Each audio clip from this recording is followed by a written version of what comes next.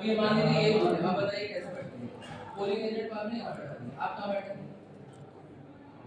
अब आपको बूथ बनाना है, आप पीठासीन अधिकारी हैं। अब यही बूथ है, अब बताइए पोलिंग एजेंट कहाँ बैठेगा, आप कहाँ बैठेंगे? और आपके P1 कहाँ बैठेंगे, P2 कहाँ बैठेंगे, P3 कहाँ बैठेंगे? वोटिंग कंपार्टमेंट कहाँ?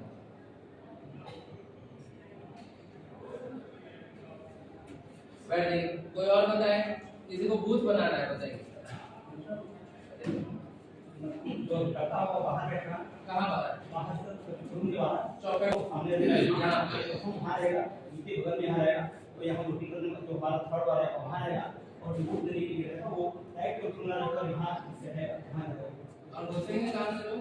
घुसेंगे उधर वहाँ से, और निकलेंगे कहाँ से लोग? वोट देने के बाद से सर ऐसे ही करेंगे, ऐसे आई बन जाएगा। दूसरा का गेट खोलो, इसको आप रखेंगे सब नहीं आएंगे। दूसरा उधर आने नहीं देंगे, रिपोर्ट हमारे पास है, रिपोर्ट को बैठा कर देंगे, हम अपने हिसाब से रखेंगे, जिससे आराम से आए और आराम से